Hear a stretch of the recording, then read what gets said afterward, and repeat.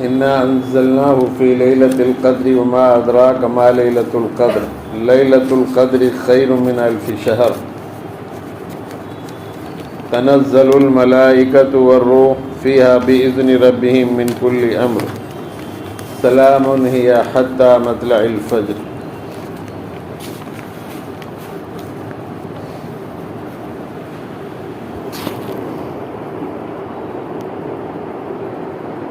میرے بھائیوں دوستو، اللہ کا بڑا فضل ہوا کہ اللہ رب العزت نے ہمیں یہ مبارک مہینہ عطا فرمایا۔ اللہ پاک ہمیں اس کی جو ایام باقی ہیں ان کی قدر کی توفیق نصیب فرمائیں۔ صحابہ کو ایک مرتبہ اس پر رشک آیا کہ پچھلی امتوں کی عمریں بہت لمبی ہیں اور انہوں نے 1000 مہینے تک عبادت کی اور پل جھپکنے کے برابر بھی غفلت نہیں کی۔ تو صحابہ کو بڑا رشک ہوا کہ ہماری عمر کم ہے اور ہماری عبادت بھی ان کے مقابلے میں بہت ہی کم ہے، لہذا ہمارا نمبر جنت میں بھی بہت بعد میں آئے گا۔ تو پھر اللہ تبارک و تعالیٰ نے یہ سورت نازل فرمائی، انا انزلناہ فی لیلۃ القدر۔ فرماتے ہیں اللہ تبارک و تعالیٰ، میں نے قرآن کو لیلۃ القدر میں نازل کیا۔ وما ادراک ما لیلۃ القدر، تمہیں معلوم ہے لیلۃ القدر کیا ہے؟ پھر اللہ فرماتے ہیں خیر من الف شہر، یہ 1000 مہینے سے بھی بہتر ہے۔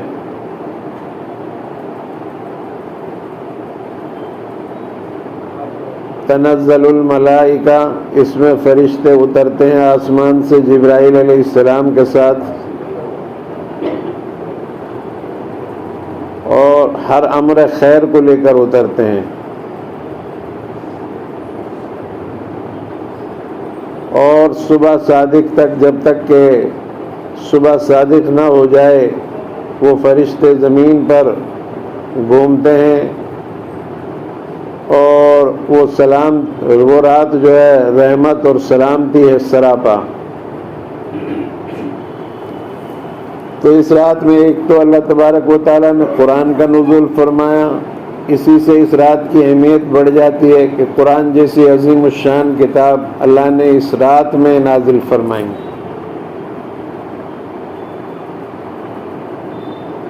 قرآن ہمارے لیے ہدایت ہے، منصور ہے، اللہ کا قانون ہے، اور قرآن جیسی آسمانی اب اصلی حالت میں اور کوئی کتاب باقی نہیں رہ گئی ہے سوائے قرآن مجید کے۔ اور قرآن مجید ہمارے لیے ہدایت نامہ ہے، اور یہی وہ قرآن ہے جس کو پڑھ کر اللہ تبارک و تعالیٰ قوموں کو عروج عطا فرماتا ہے۔ ہم اس پر عمل کریں۔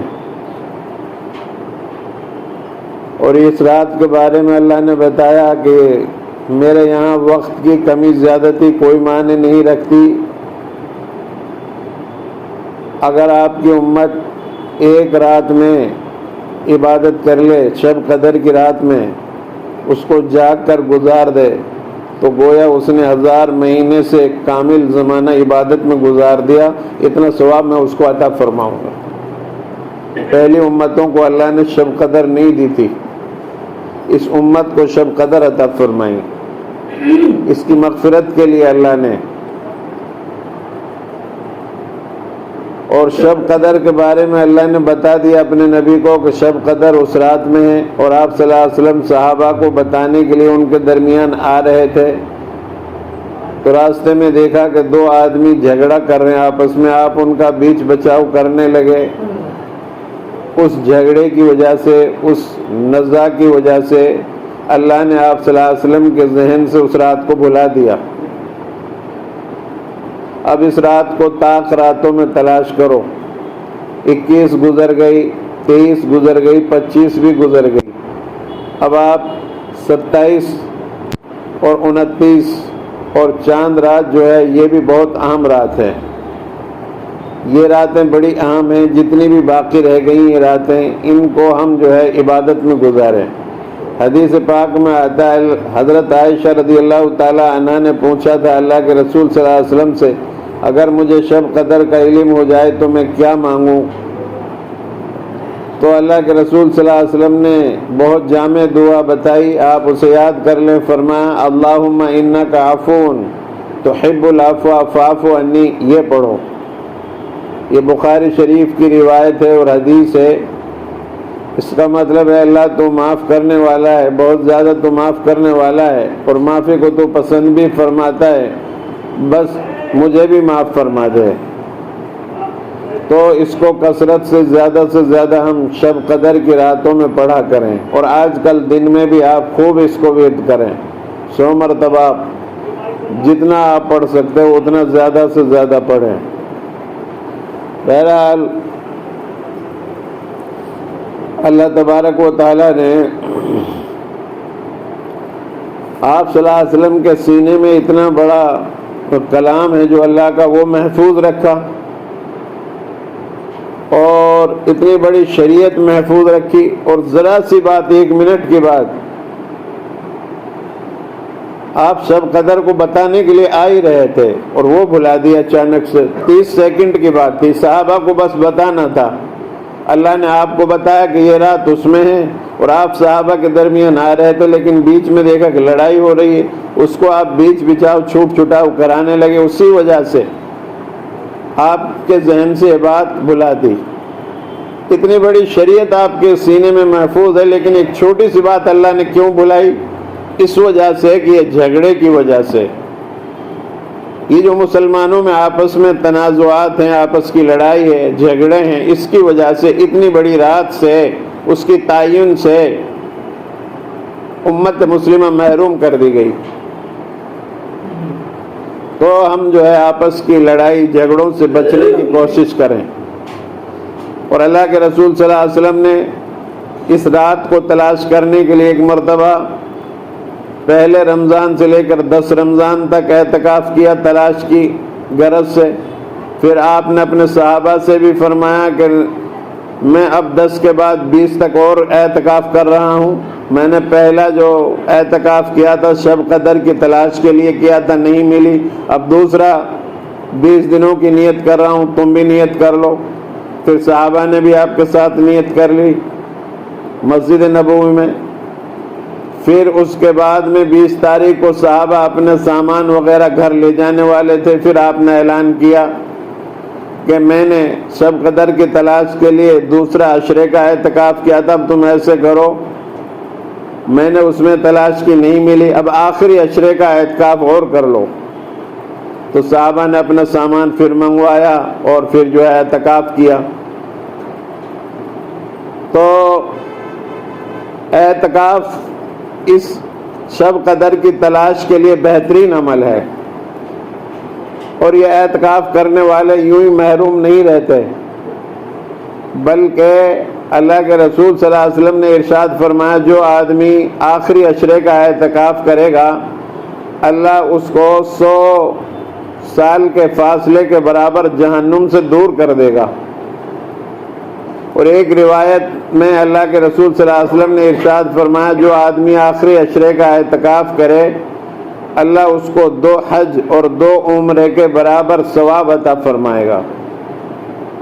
اعتکاف کرنے والوں کا سونا بھی عبادت ہے، خاموش رہنا تسبیح پڑھتے رہنے کے برابر ہے، اور روزے داروں کا بھی اعمال کو اللہ بڑھا دیتے ہیں اس مہینے میں، آپ کا بھی خاموش رہنا عبادت کرنے کے برابر ہے، اور آپ روزہ رکھے ہوئے ہیں تو آپ کا سونا بھی عبادت میں لکھا جا رہا ہے، اور آپ کے لیے اللہ نے آپ کے منہ کی بو اللہ کے نزدیک مشک سے زیادہ پسندیدہ ہے، آپ کے لیے جنت کو سجایا جا رہا ہے، شیاطین کو آپ کے لیے اللہ نے بند کر دیا تاکہ امت کے روزے داروں کو خراب نہ کریں۔ جنت روزانہ آپ کے لیے سجائی جا رہی ہے، اور آخری رات میں تمام روزے داروں کی اللہ مغفرت فرما دیتا ہے۔ اور روزے داروں کے لیے قیامت کے دن ایک دروازہ ہے، جنت میں داخل ہوں گے، اسی دروازے سے، اس کا نام ریان ہے۔ اللہ تعالیٰ حکم فرمائے گا کہ روزے دارو اس دروازے کے اندر سے داخل ہو جاؤ۔ جب روزے دار اس کے اندر سے داخل ہو جائیں گے تو پھر اس دروازے کو بند کر دیا جائے گا، بعد میں کوئی اور اس دروازے سے داخل نہیں ہو سکے گا۔ بہرحال اللہ تبارک و تعالی ہر عمل کا بدلہ فرشتوں کے ذریعے سے دلواتے ہیں، اور روزے کے متعلق اللہ کے رسول صلی اللہ علیہ وسلم نے فرمایا کہ اللہ تعالیٰ فرماتا ہے کہ روزے کا بدلہ تو میں خود دیتا ہوں بندے کو۔ اب آپ اندازہ لگاؤ، اللہ تبارک و تعالیٰ روزے کا بدلہ خود ہیں، اور روزے دار کے لیے دو موقع خوشی کے ہیں، ایک افطار کے وقت دنیا میں، ایک اللہ کے سامنے جب یہ جائے گا، پہنچے گا، تو وہاں جب اس کو اجر ملے گا اس روزے رکھنے پر، تو اتنا خوش ہوگا جس کا کوئی ٹھکانہ نہیں ہوگا۔ تو دو موقع خوشی کے ہیں اس روزے دار کے لیے۔ بہرحال یہ رات بڑی اہم رات ہے۔ اس ایک رات کو اگر ہم نے ایمان اور احتساب کے ساتھ عبادت میں گزار دیا تو ایسا سمجھو جیسے ہم نے 1000 مہینے سے بھی زیادہ زمانہ عبادت میں گزار دیا ہو۔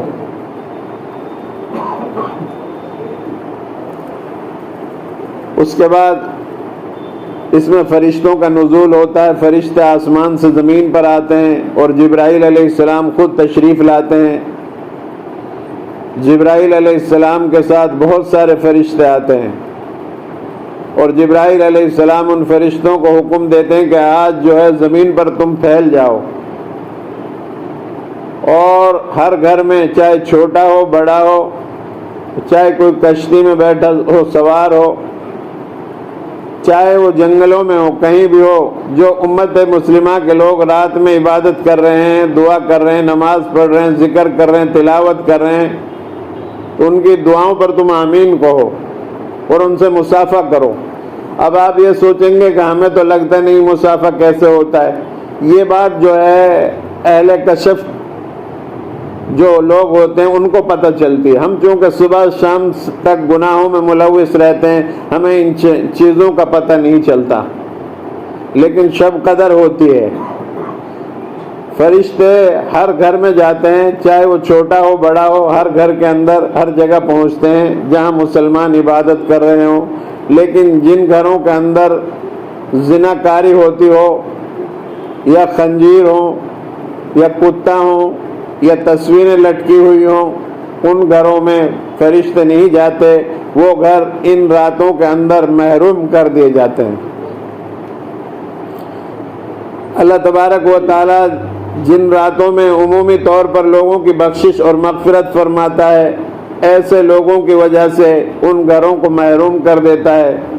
تو تصویر کا رواج کو ہم ختم کریں، کتا وغیرہ رکھنا، ہمارے چھوٹے چھوٹے گھر ہیں، اگر آپ فارم ہاؤس رکھتے ہیں اور وہاں اپنے مویشی وغیرہ کے لیے کتا پالتے ہیں تو آپ اس کو الگ رکھتے ہیں تو آپ پال سکتے ہیں، لیکن آج ایک شوق پیدا ہو گیا ہے یہودیوں کی طرح، وہ کتا رکھتے ہیں تو مسلمان بھی کتا رکھنے لگا، اپنے ساتھ ساتھ گاڑی میں بٹھائے گا، اپنے ساتھ اس کو لٹائے گا، اس کو کھلائے گا، اس کو پلائے گا۔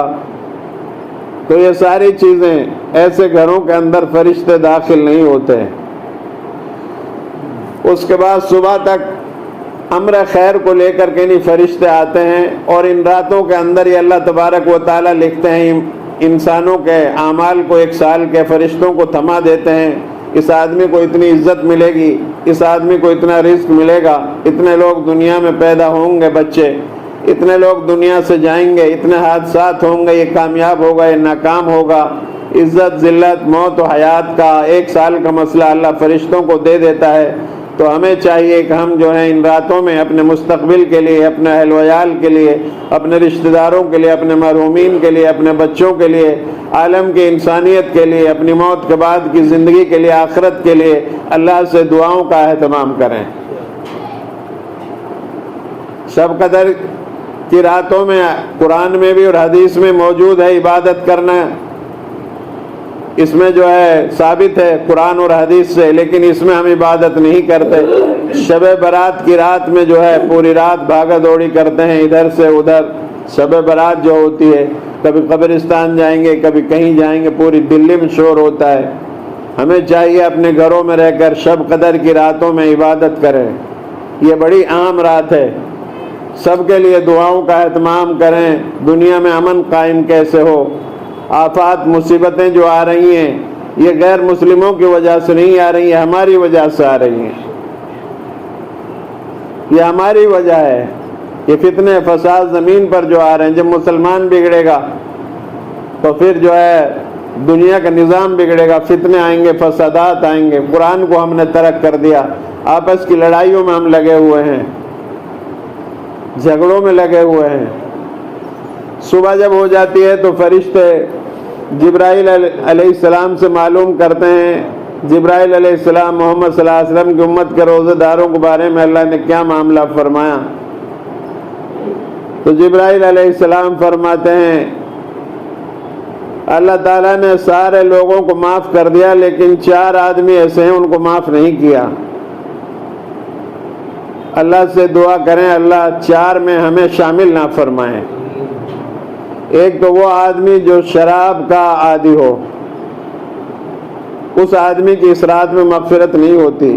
شراب تمام برائیوں کی جڑ ہے، ہر نشہ آور چیز، بیڑی سے لے کر سگریٹ، پان، گٹکا، تمباکو، شراب اور نشے کی گولیاں اور حقہ، یہ تمام کی تمام چیزیں نشے میں آتی ہیں اور یہ سب حرام ہیں۔ اللہ کے رسول صلی اللہ علیہ وسلم نے فرمایا تھا قیامت کے قریب میری امت شراب کو حلال کر لے گی، اس کا نام بدل دے گی، سود کو حلال کر لے گی، اس کا نام بدل دے گی۔ کریڈٹ کارڈ جو لوگ رکھتے ہیں، قرض لیتے ہیں، یہودیوں کا چلایا ہوا ہے، ہم سے دگنا جو ہے سود لیتے ہیں یہ لوگ، اور ہر آدمی آج سود سے جڑا ہوا ہے، جس کا بینک میں اکاؤنٹ ہے وہ سود سے جڑا ہوا ہے۔ تو قیامت کے قریب ہر آدمی سود میں لگا ہوا ہوگا، اللہ ہماری حفاظت فرمائے۔ تو ایک آدمی وہ جو ماں باپ کا نافرمان ہو، بہت ڈر لگتا ہے میرے بھائیوں۔ اللہ کے رسول حضرت جبرائیل علیہ السلام نے فرمایا تھا ہلاک ہو وہ آدمی جس کے سامنے یہ مبارک مہینہ آئے اور وہ اس میں اپنی مغفرت نہ کرائے۔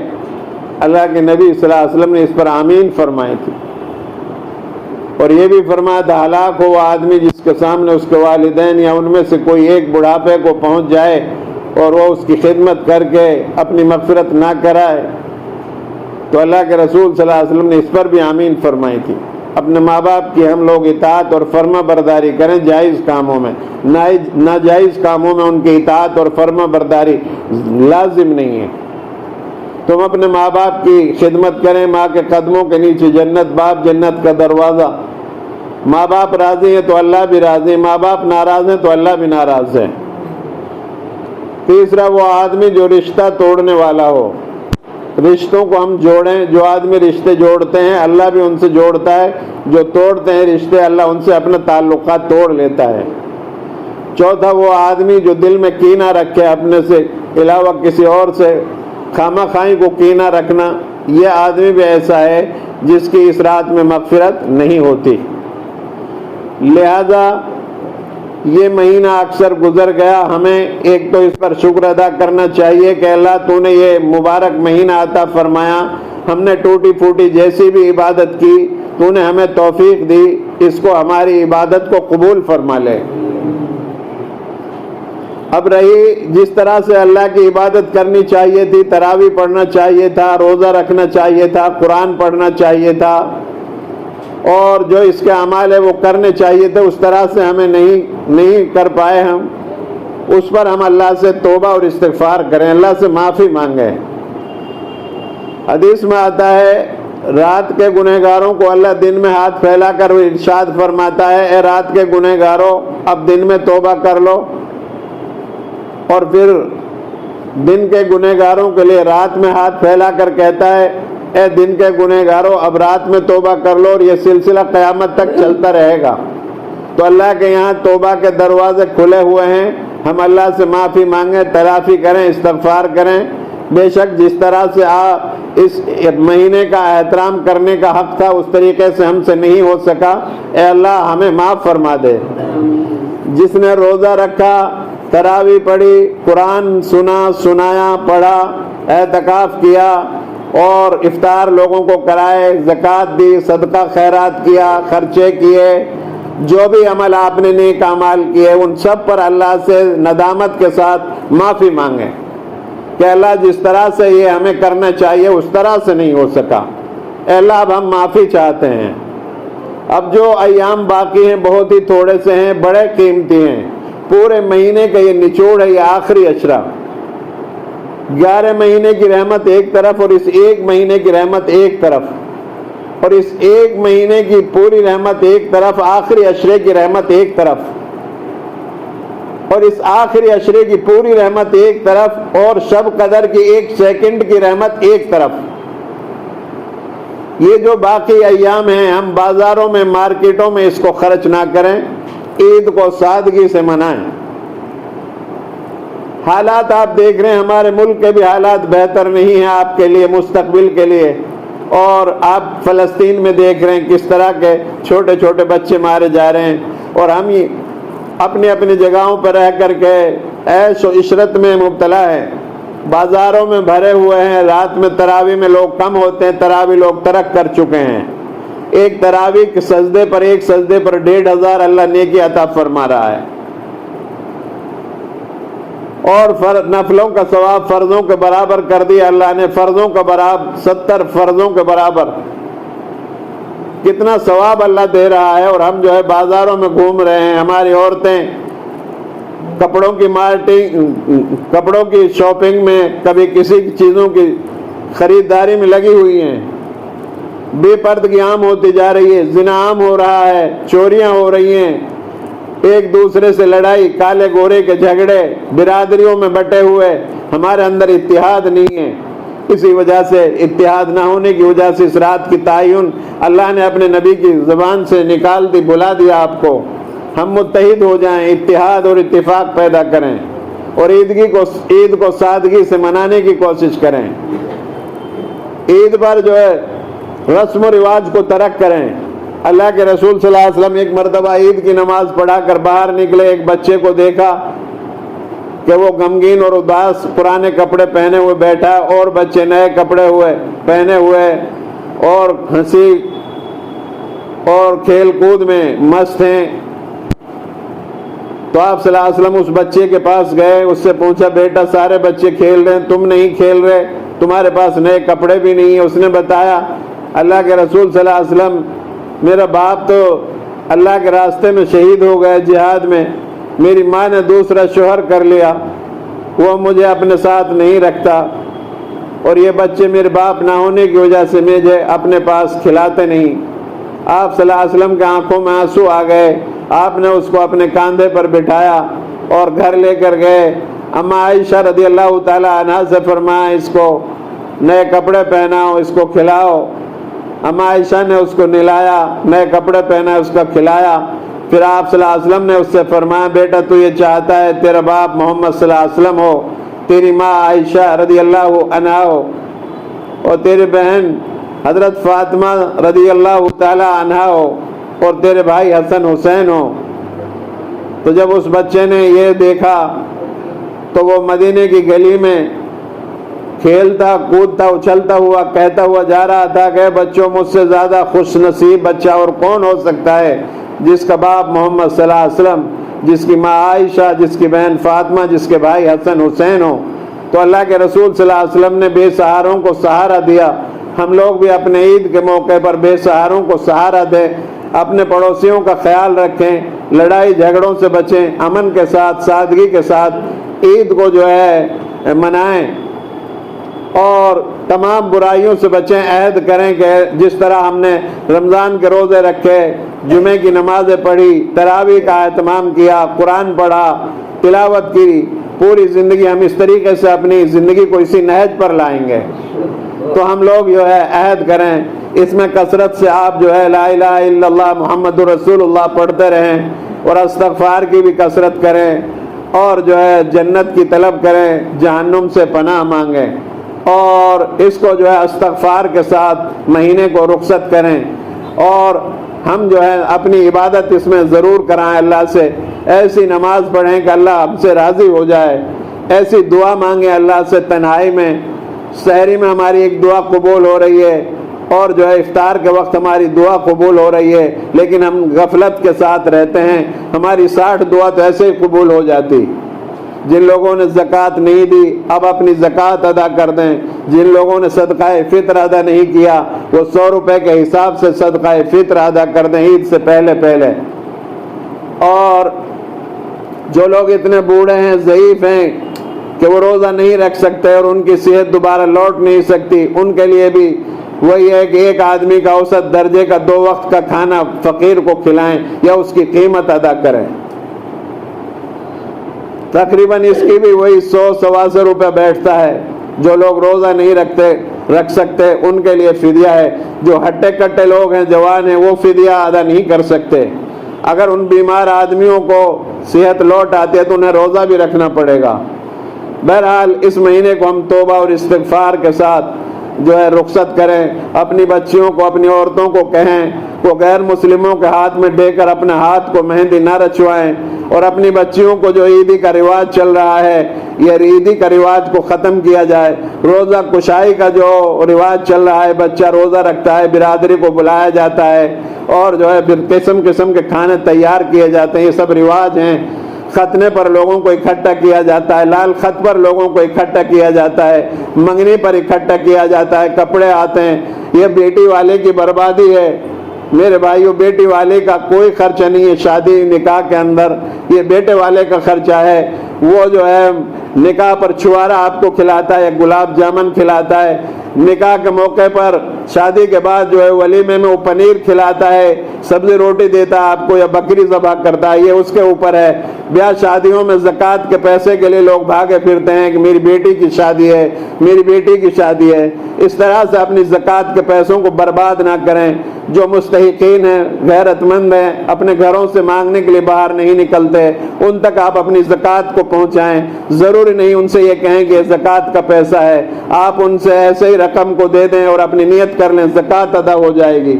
کوئی بچہ حفظ کر رہا ہے قرآن، اس کے پاس پیسہ نہیں ہے اپنے خرچے کے لیے، آپ اس کا پیسہ جمع کر دیں تو اس سے زکوٰۃ ادا ہو جائے گی، اور قیامت کے دن اللہ آپ کو اتنا ثواب دے گا جیسے ایک حافظ کے والد کو عطا فرمائے گا۔ اسی طرح کوئی بچہ ڈاکٹری کر رہا ہے، کوئی بچہ انجینئرنگ کر رہا ہے، ان کے پاس فیس جمع کرنے کے لیے پیسہ نہیں ہے، آپ اپنی پیسے سے ان کی زکوٰۃ ادا کر سکتے ہیں، آپ کی زکوٰۃ ادا ہو جائے گی۔ ارے کتنے سال ہو گئے اس کو زکوٰۃ ادا کرتے کرتے، آج تک ایک گھر بھی جو ہے خوشحال نہیں ہوا تمہاری زکوٰۃ ادا کرنے سے، کیونکہ تم جو ہے اپنی زکوٰۃ محمد الرسول اللہ صلی اللہ علیہ وسلم کے حکم کے مطابق ادا نہیں کر رہے ہو۔ ایک گھر بھی آباد نہیں ہوا آج تک۔ حضرت عمر بن عبدالعزیز رحمت اللہ علیہ، ان کے زمانے میں لے کے عراق سے اور کشمیر تک زکوٰۃ لے کر کوئی آدمی نکلتا تھا، کوئی زکوٰۃ لینے والا نہیں ہوتا تھا، اتنی خوشحالی تھی۔ اور خلیفہ کا یہ حال تھا کہ عید کے دن اپنے بچوں کے لیے کپڑے نہیں تھے۔ ہمارے یہاں نظام نہیں رہا، ہم لوگ مانتے نہیں اپنے علماء کی۔ اپنی زکوٰۃ کا ایک فنڈ ہے اور مسلمانوں کو اس سے مدد کی جانی چاہیے تھی اور سارے لوگ خوشحال ہو جانے چاہیے تھے، لیکن جو ہے آپ جس کو نہیں جانتے اس کو پکڑا دو گے۔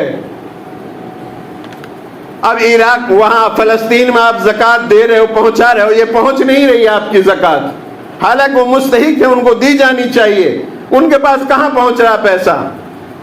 سوچو سمجھو، اپنے پیسے کو صحیح جگہ دو، توبہ اور استغفار کرو، اللہ سے معافی تلافی کرو، اور جو ہے جتنا زیادہ اس میں خرچ کر سکتے ہو اللہ کے راستے میں خرچ کراؤ، لوگوں کی افطار کراؤ، غریبوں کا خیال رکھو، سلام کو عام کرو، راتوں میں اٹھ کر نماز پڑھو، دعاؤں کا اہتمام کرو۔ میری اللہ سے دعا ہے اللہ رب العالمین مجھے بھی آپ سب کو عمل کرنے کی توفیق عطا فرمائے۔